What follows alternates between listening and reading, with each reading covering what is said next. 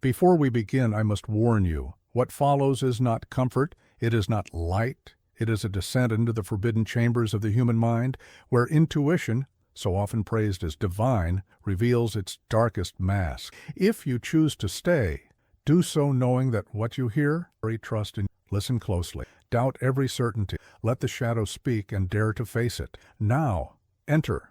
Trust your instinct. That is what we are told. Popular culture, self-help manuals, even whispered advice between friends repeats the mantra, the gut never lies. Yet the statistics tell another story. Studies in cognitive psychology show that human intuition misleads us in more than half of critical decisions under stress. 50% of the time, what feels like certainty is actually illusion. Jung knew this truth long before data confirmed it, but he did not publish all of his warnings. He understood something most of us would rather not admit. Intuition is not only a gift, it is also a curse. Jung revered intuition as one of the primary functions of the psyche, a compass guiding us through the unknown. But he also feared it, for intuition is not pure. It rises from the unconscious, and the unconscious is not only wisdom, it is shadow. It is archetypal possession. It is the whisper of instincts warped by fear, trauma, and desire. What seems like divine guidance may be the voice of the abyss. To follow it blindly is to step into darkness while believing you are walking toward the light. One patient once described to Jung a haunting experience. She felt certain her husband was unfaithful. Guided by a gut feeling that consumed her, she smelled unfamiliar perfume on his clothes, heard phantom whispers in the night, saw signs in every gesture. She confronted him with icy confidence, her intuition burning like fire. Yet her husband was innocent. The perfume was from her sister who had visited. The whispers only whined against the shutters. What she had truly smelled was her own shadow, envy, insecurity, fear, projected outward as certainty. Her marriage nearly collapsed under the weight of a false intuition. Jung listened with grave stillness. He understood what had happened. Her unconscious had forged an illusion, and she had mistaken it for truth. Modern neuroscience now validates this sinister paradox. The brain processes information through shortcut heuristics that often feel like intuition. These shortcuts are efficient but prone to bias. The amygdala reacts faster than the cortex, producing gut responses that feel absolute, yet are often based on fragments of fear or memory. Studies at major universities show that intuitive confidence is not correlated with accuracy. The stronger the feeling, the more likely we are to trust it, even when it is wrong. Intuition, then, is both compass and trap. But ancient wisdom knew of this treachery. In Greek myth, Cassandra was cursed to speak true prophecies that no one believed, while others trusted false visions that led to ruin. In Christianity, the heart is described as deceitful, capable of leading the faithful astray with false lights. In Buddhism, intuition untamed is regarded as attachment to illusion, producing desire and aversion mistaken for insight. Across traditions, the message echoes. The inner voice is not always divine. Sometimes it is the trickster in disguise. The warning signs of intuition's betrayal appear like scenes in a suspense film, a chill that grips the chest without reason, a certainty that grows too quickly, too absolute, brooking no doubt. The silence after a decision, when the world does not align with the feeling but the believer doubles down anyway. The smile of confidence feels, to the outside observer, like the grin of someone walking toward a trap. These moments are not evidence of truth. They are the shadow, masquerading as guidance. The stages of deception unfold with grim predictability. First comes the spark, a sudden flash of feeling, intoxicates clarity. Next, the conviction. Logic and evidence are the feeling elevated to law. Then projection. The shadow seeps in, painting the world with fears and desires, twisting facts to fit the vision. Finally, collapse. The intuition proves false, but the damage is already done. Trust broken, lives scarred, faith shattered. Jung feared this collapse, not only for individuals, but for entire cultures can be deceived by intuition's shadow. Mass movements often rise on collective hunches. The sense that an enemy is near, that purity must be defended, that destiny demands violence. These are not rational calculations, but archetypal eruptions, feelings shared so strongly they seem like truth. Jung witnessed this in the rise of fascism, nations possessed by intuitive certainty that they were chosen, superior, destined. The result was catastrophe. The shadow, once mistaken for prophecy, devoured millions. What then is the protection? Jung's unpublished warning was simple yet terrifying. Never trust intuition without confrontation. The inner voice must be tested against consciousness, logic, evidence, and above all, the recognition of shadow. Consciousness as shield, though he rarely published such blunt admonitions. To survive the betrayal of intuition, one must pause, doubt, question. The true compass of the psyche is not certainty, but integration. The climax of this truth is chilling. To realize that the gut, the whisper, the feeling that burns like fire may not be guidance at all, but deception, that the soul can lie to itself with absolute conviction, and that the only salvation lies in admitting this possibility, in facing the mirror darkened by desire and fear. Jung's secret was clear.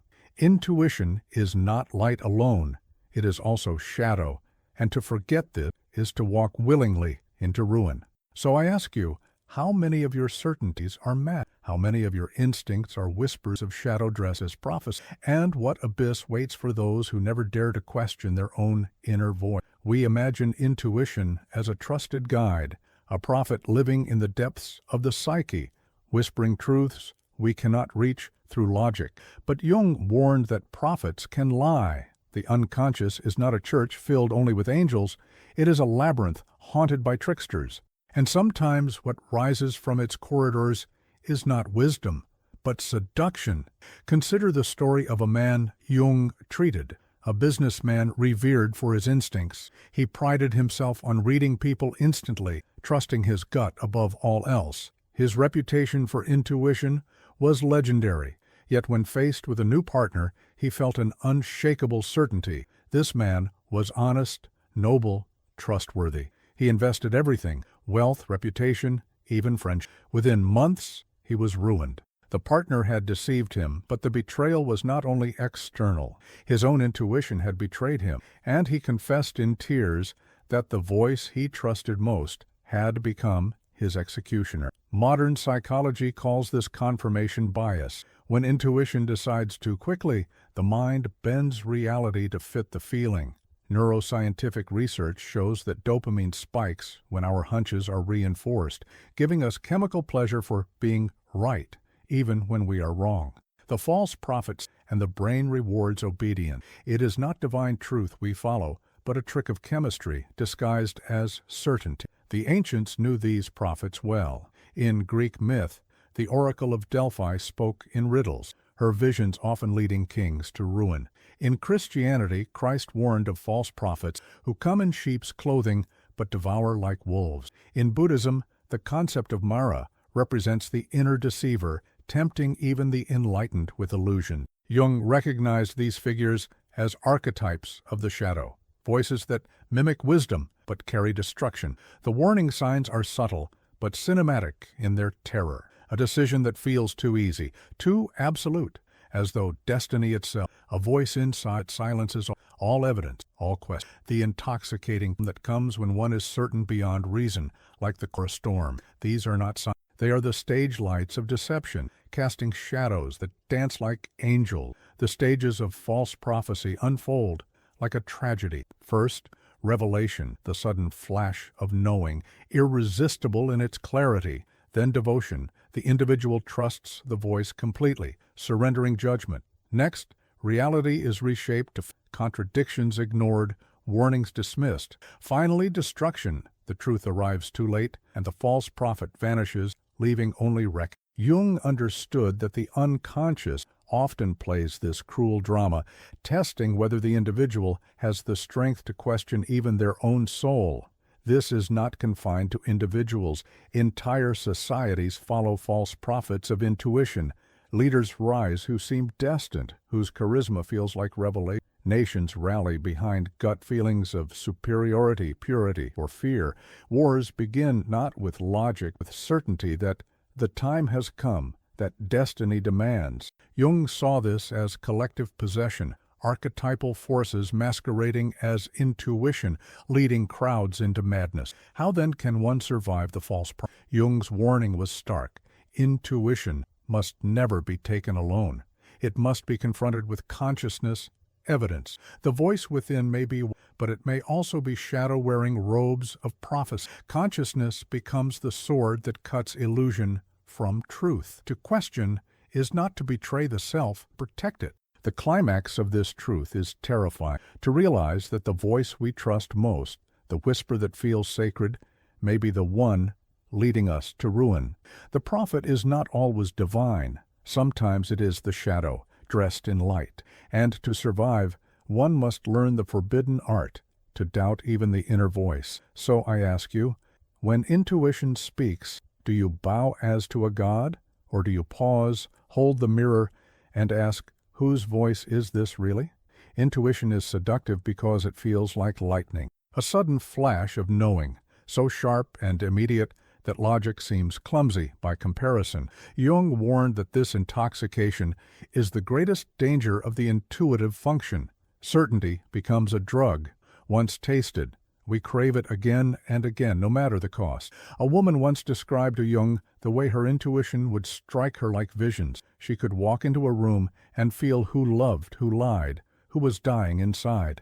These flashes intoxicated her, filling her with power. She began to act on them without hesitation, ending friendships, accusing lovers, changing her life in whirlwinds of certainty. But the visions betrayed her. One day she was convinced her son would die in an accident. She saw the image with such clarity that she locked him inside their home for weeks. He lived, but their bond fractured forever.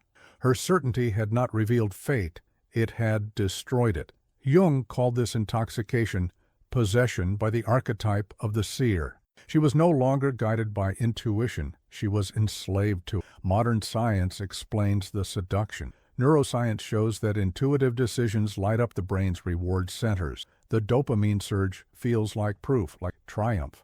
Behavioral studies reveal that people trust confident intuition over careful reasoning, even when wrong. Certainty, in other words, is chemically pleasurable. The more wrong we are, the harder we cling.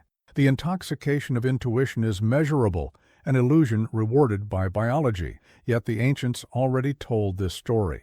In Greek myth, Oedipus trusted his insight too absolutely, unraveling his life in pursuit of a truth he thought he knew. In Christianity, Paul wrote of those who claimed visions but were deceived by their own hearts. In Buddhism, the intoxication of insight is described as spiritual pride, a state where illusion disguises itself as enlightenment. All traditions warned, what feels like revelation may, in fact, be poison. The warning signs are eerie, like scenes from a psychological thriller. The sudden rush of calm certainty, even when evidence contradicts. The refusal to listen. The smile that silences all argument. The voice that says, I just know, with a finality that brooks no doubt. These are not signs of truth.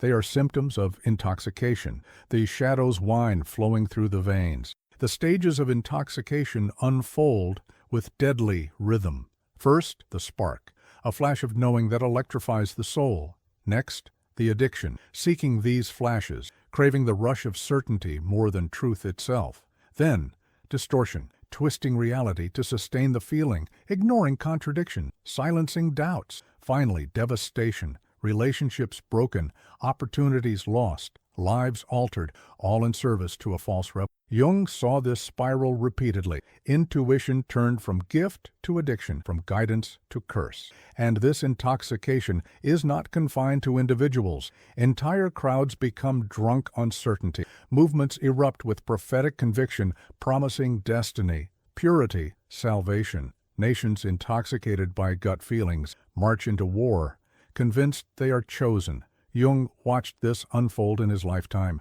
the collective shadow erupting under the spell of absolute conviction. When societies drink the wine of certainty, blood follows. How then to resist? Jung's warning was clear. Never drink without tasting the bitterness. Question certainty. Test the vision against reality. Doubt the flash of knowing before it becomes command. Consciousness is the antidote. Awareness that what feels divine may be shadow wearing light. To pause, to ask, to wait. These small acts are weapons against intoxication. The climax of this truth is unsettling. To realize that the rush we crave, the certainty we worship, may be the very force that leads us to ruin.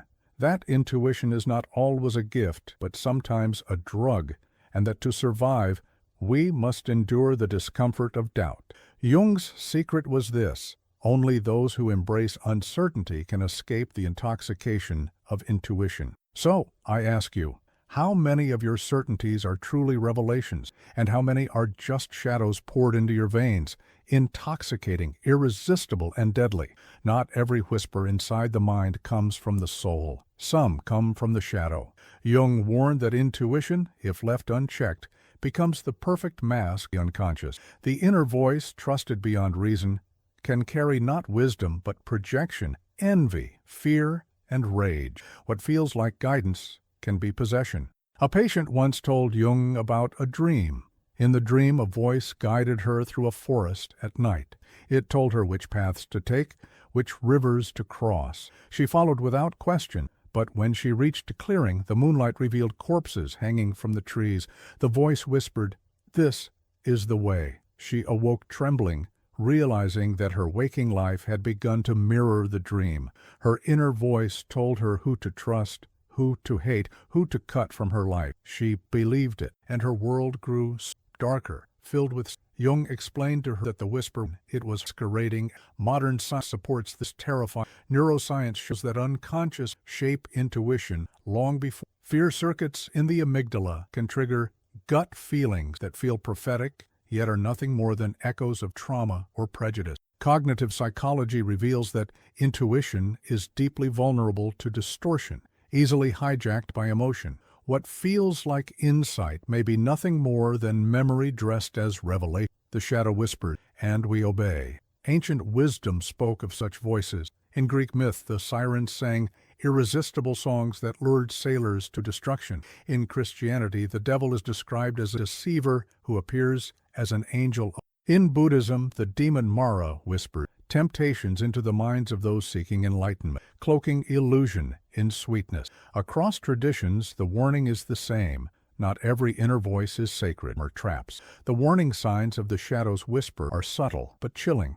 The sudden certainty that another person is an enemy without evidence. The irresistible pull toward a choice that seems destructive yet feels right. The calm voice that silences conscience, that twists morality into convenience. These are not divine signals. They are shadows, whispering in tones that mimic intuition. The stages of this possession are predictable. First comes the whisper, a feeling so quiet it seems trustworthy. Next, the surrender.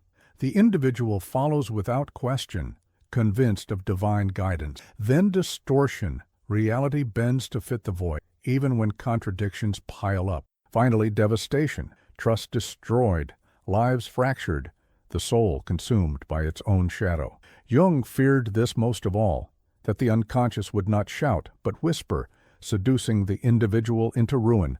And this whisper is not only personal. Whole societies can be guided by the shadow's intuition. Mass hysteria, witch hunts, persecutions, all fueled by a collective feeling of certainty that the other is dangerous, corrupt, inhuman. Jung wrote of the psychic epidemics that sweep nations when intuition becomes possession and the shadow speaks with the voice of destiny. These moments are not reasoned. They are whispered, felt, obeyed, and they leave only ashes behind. What defense exists against such whispers? Jung's answer was consciousness, ruthless and unflinching. To interrogate the inner voice, to doubt the sweetness, to ask, does this come from our shadow?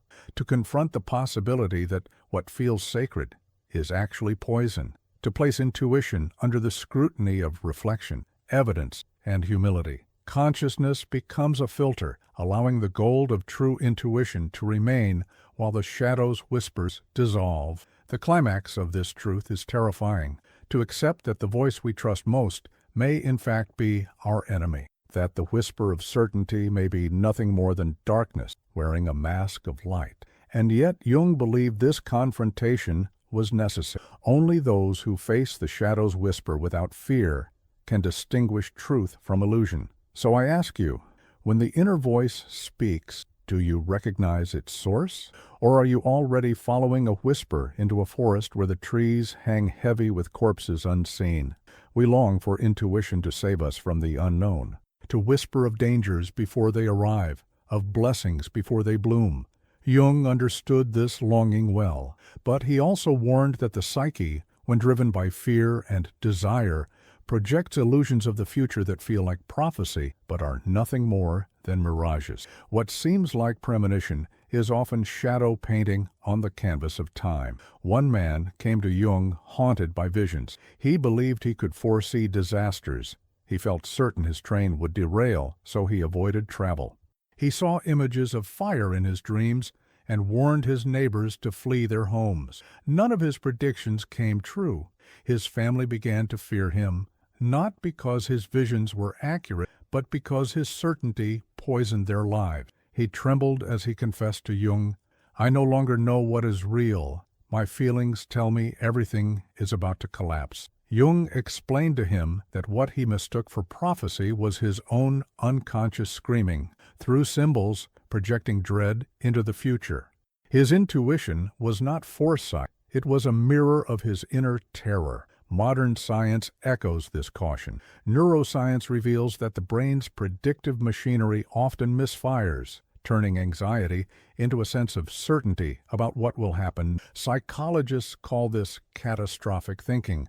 The mind transforms fear into inevitability, dressing imagination as destiny. Research shows that people who trust such premonitions too deeply often experience higher stress, fractured relationships, and self-fulfilling failures. The future is not revealed. It is distorted by the shadow. Ancient traditions told the same story.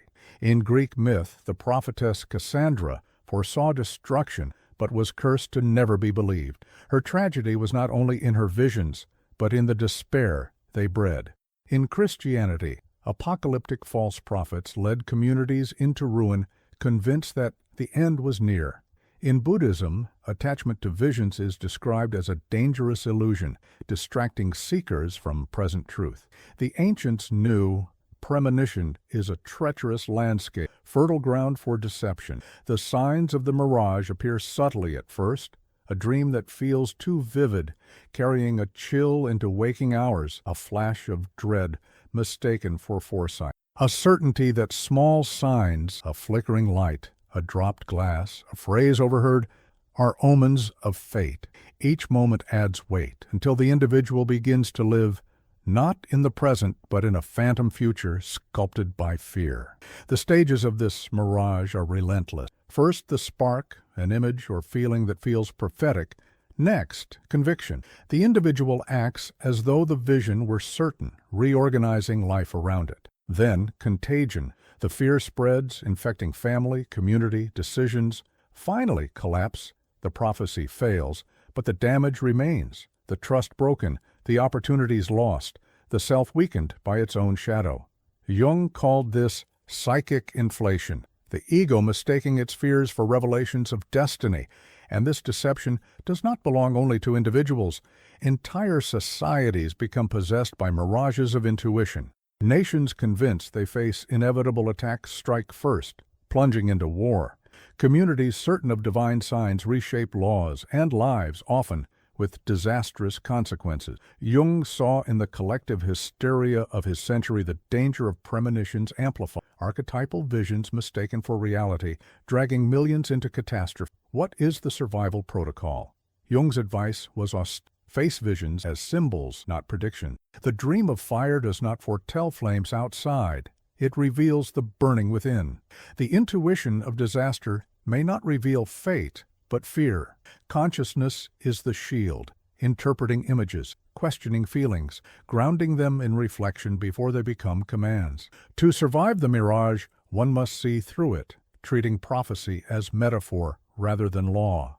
The climax of this truth is unsettling. to realize that what we take for glimpses of the future may be only shadows of the present. That intuition can deceive not by lying, but by misdirecting, offering dread as destiny, illusion as revelation.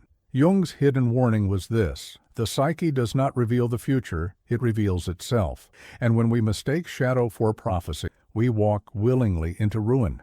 So I ask you, how many of your premonitions are truly glimpses of what will come, and how many are only mirages cast by your own fear?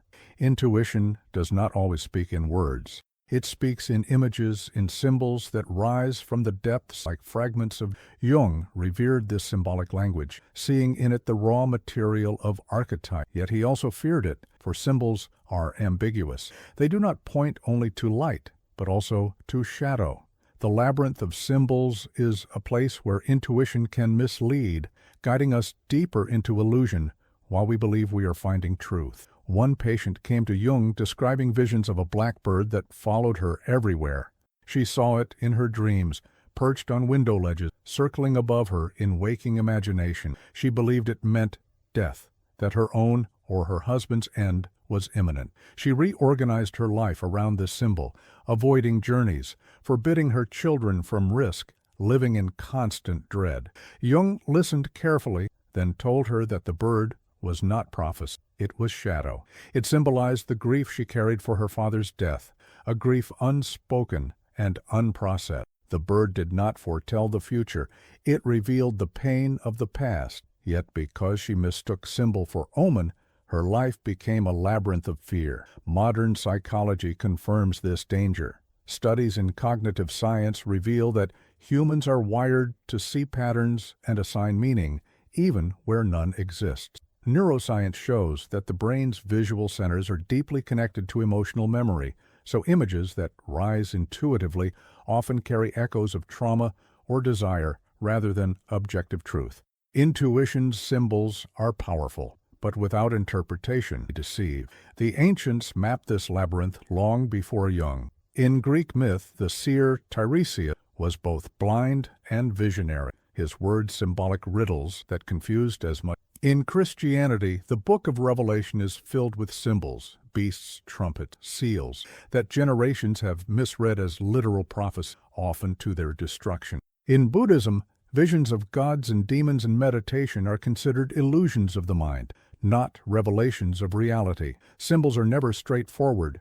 They are mirrors that distort as much as they reflect. The warning signs of deception in the labyrinth are unsettling. An image that clings too strongly, refusing to let go. A symbol interpreted literally without a dream that dominates waking life with certainty, reshaping choices without. Each is a step deeper into corridors that twist and double back, where meaning is lost in shadows. The stages of this entrapment are predictable. First, emergence. A symbol appears, vivid and irresistible. Next, fixation. The individual clings to it, convinced it carries one specific message. Then, distortion.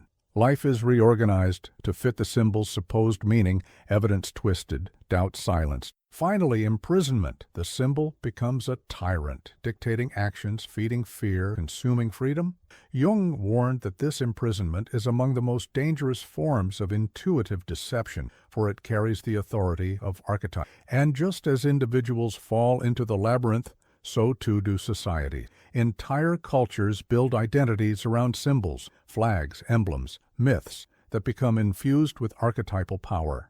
These symbols intoxicate, guiding nations into war, persecution, and collective madness. Jung saw in the banners of his century the same danger he saw in his patients' dreams. Symbols mistaken for prophecy, illusions mistaken for truth. How to survive this labyrinth? Jung's answer was not to reject symbols, but to interpret them consciously. Every image is a mirror of the psyche, not a command of fate. The blackbird does not demand obedience. It invites reflection. Consciousness becomes the thread of Ariadne, guiding the soul through the twisting corridors. Without it, one wanders forever, lost in shadows. The climax of this truth is profound. To realize that intuition symbols are not maps of the world, but maps of the self. That every vision, every image, every omen reveals the depths of the psyche, not the future, and that to mistake one for the other is to remain trapped in the lab, never finding the light of day. Jung's secret was this: symbols deceive only when taken literally. When faced consciously, they become doors to integration. So I ask you, what symbols haunt your intuition, and are they truly guiding you forward, or only leading you deeper into the labyrinth of your own shadow? Archetypes are eternal forces, patterns older than civilization, living within the collective unconscious. Jung revered them as the great architects of the psyche, but he also warned, when intuition is seized by an archetype, it ceases to be guidance and becomes seduction. The inner voice is no longer personal. It speaks with the weight of myth, irresistible, absolute. And when we mistake that voice for truth, we fall into possession. A young soldier once came to Jung after deserting his unit. He claimed he had been commanded by a vision. In his dreams, he saw a warrior crowned with fire who told him that his destiny was to protect humanity by refusing to kill. He abandoned his comrades and was arrested, disgraced, imprisoned. Sitting in Jung's study, he whispered, "I felt as if God himself had spoken to me." Jung looked into his eyes and saw not God, but the archetype of the hero. His intuition had been hijacked, seduced by a force larger than his individual soul. The archetype spoke with the authority of eternity, but it led only to ruin. Modern psychology reveals the same pattern. Studies in social cognition show that people often project archetypal roles, hero, victim, savior, villain, onto situations without evidence, guided by intuition alone. Neuroscience demonstrates how emotionally charged symbols activate primal brain circuits, bypassing rational analysis. Intuition in these states feels transcendent, but it is simply possession, ancient forces wearing the mask of the present. The ancients knew these seductions. In Greek myth, Achilles followed the archetype of the hero into glory and death, his intuition convinced of immortality.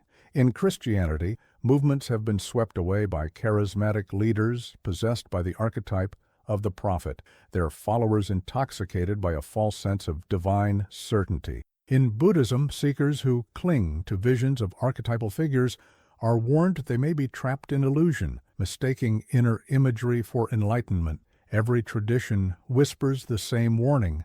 Archetypes seduce with power, but they are not always. The warning signs of archetype chilling, a conviction that one's feelings are not personal but cosmic, the sense of playing a destined role, as if life were a stage and intuition the script. The intoxicating belief that suffering is sacrifice, that destruction is destiny. These moments feel exalted, but they are the fingerprints of possession. The stages of this seduction are merciless. First, contact.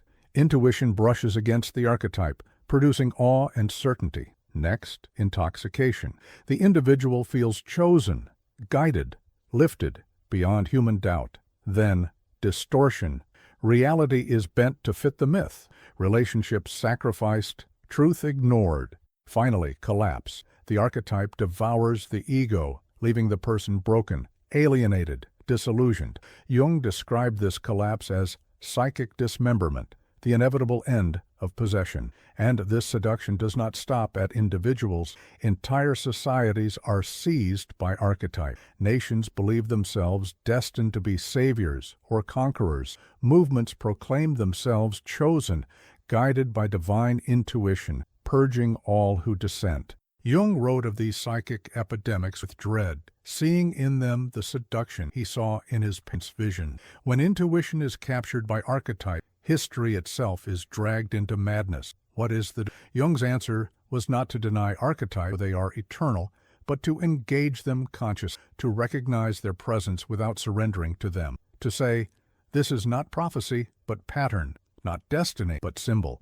Consciousness becomes the barrier between inspiration and possession. Without it, intuition is nothing more than a stage on which ancient forces play out their dramas. The climax of this truth is stark, to realize that the most powerful intuitions, the ones that feel transcendent, may be the most deceptive, that the voice we call divine may be an archetype demanding sacrifice. Jung's hidden warning was this: the archetypes are real, but they are not gods. They are mirrors of humanity's deepest patterns, and if you mistake the mirror for the sky, you will be consumed. So I ask you, when your intuition speaks with the voice of destiny, do you pause to ask if it is truly your soul, or only the seduction of an archetype wearing your face? When intuition deceives the individual, lives are fractured. When it deceives the collective, civilizations tremble.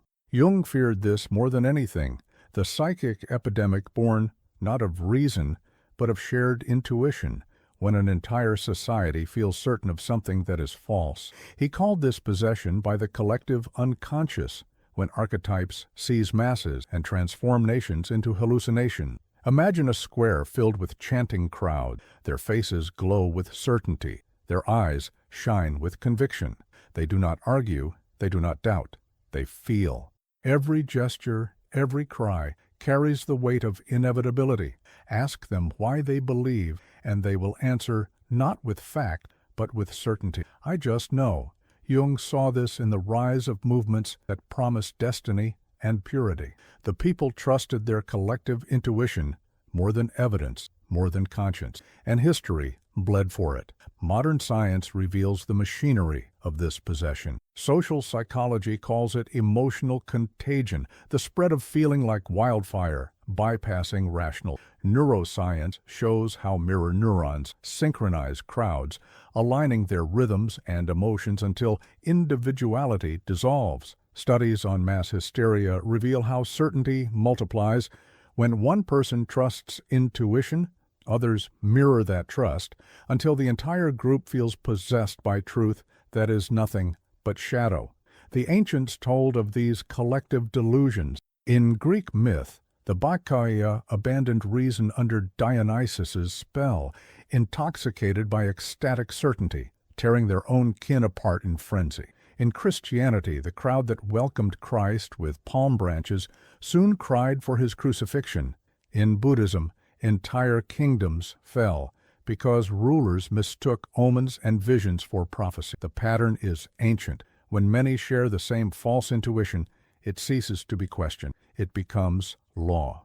The warning signs are visible if we dare to see them. A community that silences dissent with "you simply don't feel it." A movement that values certainty over evidence, destiny over doubt. A society that explains away contradictions with the phrase, "the gut knows better than reason." These are not signs of strength. They are omens of collapse. The stages of collective delusion are merciless. First, infection. One person's conviction spreads like flame. Next, amplification. The crowd mirrors certainty, feeding it back until it becomes deafening. Then, possession. Individuals dissolve. Intuition feels cosmic, every act justified by the feeling of destiny. Finally, catastrophe, war, persecution, collapse. Jung wrote with horror that in such states, humanity reverts not to innocence, but to savagery, guided not by truth, but by illusion. And the danger grows in the modern world. Technology amplifies intuition's voice, spreading gut feelings across networks faster than reason can follow. Digital tribes form, bound not by evidence but by certainty, building realities that feel absolute, yet collapse under scrutiny. Jung did not live to see the internet, but he predicted its spirit. Archetypes flowing through wires, whispering certainty into millions of minds at once. The collective shadow no longer needs plazas and rallies. It lives in screens glowing in the dark. What is the defense against collective delusion? Jung's answer was solitude, the courage to stand apart, to resist the intoxication of the crowd, to test intuition against evidence even when everyone else bows. Consciousness becomes rebellion. To question is to survive. To think when others chant, to doubt when others prophesy, is the only shield. Jung called it individuation, the refusal to dissolve into collective possession, the choice to remain human when others become archetype. The climax of this truth is brutal. To realize that the most dangerous deceptions are not whispered within, but shouted by millions. That when intuition becomes a collective voice, it drowns reason and mercy. Jung's warning was prophetic. Psychic epidemics are more destructive than any plague because they consume the soul of entire nations. So I ask you, What crowds have you trusted simply because they felt certain? And when the collective intuition speaks with the voice of destiny, will you follow it into the abyss? Or will you walk alone into the silence of truth?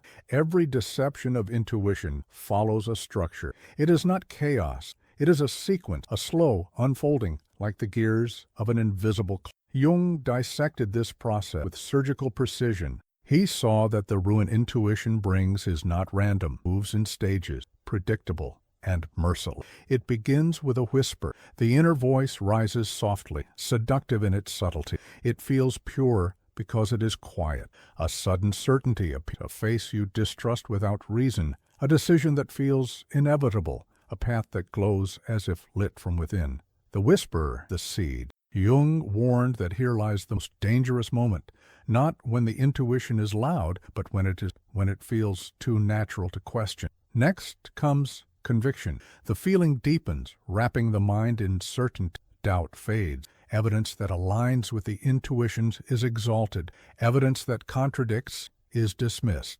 The individual begins to reshape reality to fit the inner voice. Jung described this as psychic narrowing. The world shrinks until only the intuition remains visible. Then comes projection, what lies unacknowledged in the unconscious. Fear, envy, desire emerges in disguise, painted onto the world. The enemy feels near because it is inside. The betrayal feels certain because it is one's own shadow.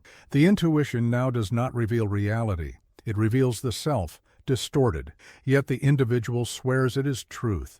After projection comes the voice is no longer felt as personal. It carries the weight of destiny, of archetype, of myth.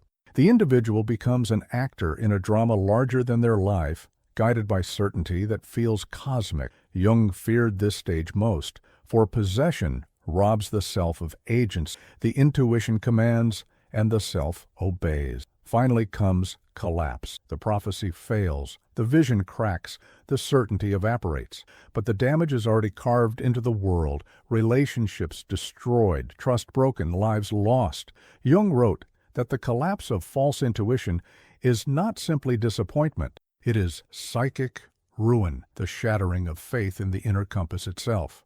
The self, once guided by certainty, now stands naked in a wasteland of doubt.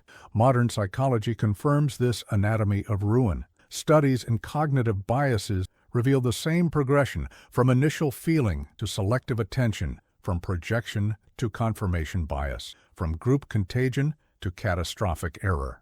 Neuroscience shows how dopamine, fear circuits, and mirror neurons conspire to transform whispers into conviction. What Jung intuited has become measurable. Intuition misleads systematically, not randomly.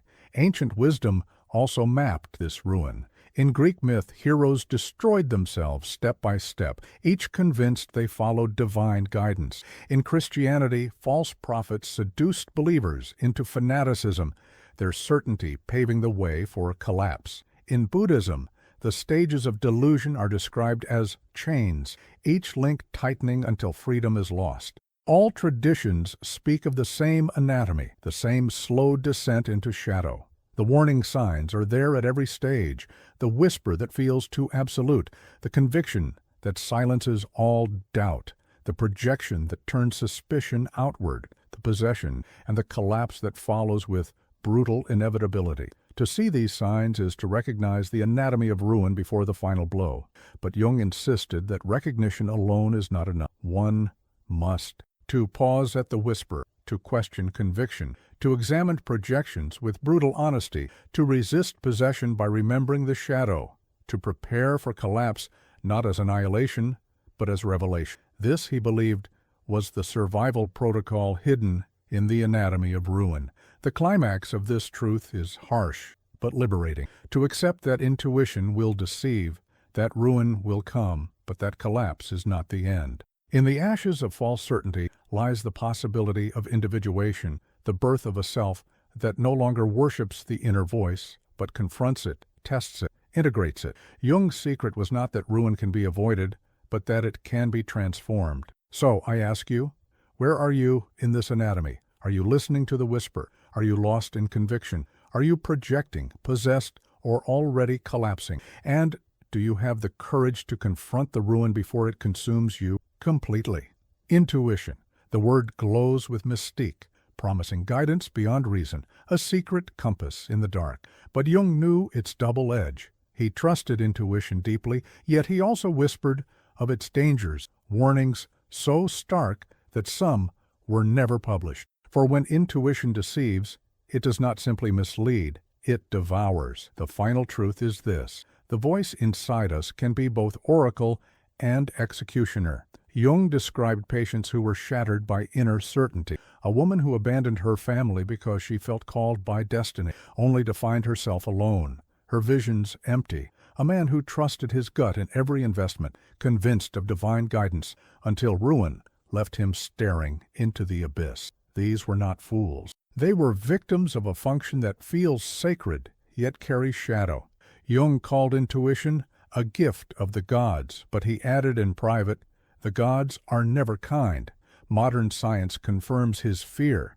Cognitive research shows that the more confident we feel in an intuition, the more likely we are to overestimate its accuracy. Neuroscience reveals that the brain rewards certainty even when it is wrong, flooding us with chemicals that disguise illusion as truth. Intuition is not a compass pointing north. It is a mirror reflecting the psyche, both light and when we mistake the mirror for the map, we are lost. The ancients always knew this. In Greek myth, the oracle's visions destroyed kings. In Christianity, discernment was demanded of believers, for even angels of darkness can appear as angels. In Buddhism, teachers warn that visions and intuitions are traps unless examined with ruthless awareness. The wisdom of centuries echoes Jung's own secret. Intuition is not to be worshipped. It is to be tested. The signs of final deception are haunting. The intuition that feels absolute, unshakable, beyond question. The calm certainty that arrives with a silence too heavy, like the hush before a storm. The conviction that destiny itself has spoken. These are not proofs of truth. They are omens of danger. Jung warned that the stronger the feeling, the greater the need for. The final stages of deception follow with fatal precision. First, exaltation. The intuition feels divine, irresistible. Then, isolation. All other voices are silenced, dismissed. Next, sacrifice. Lives, loves, futures are given away to obey the vision. Finally, destruction. The intuition collapses, revealing itself as shadow, leaving only ruin.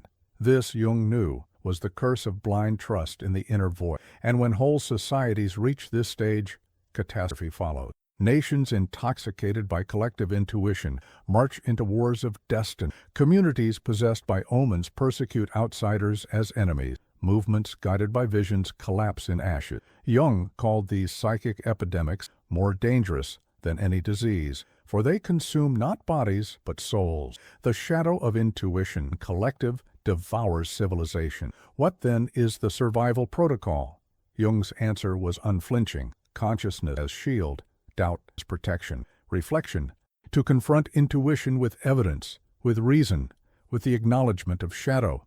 To ask relentless, whose voice is this? Is it wisdom, or is it the abyss speaking in disguise? Jung insisted that individuation, the integration of shadow, is the only way to resist. Not rejection of intuition, but discipline of it. Not worship, but dialogue. The climax of this revelation is chilling.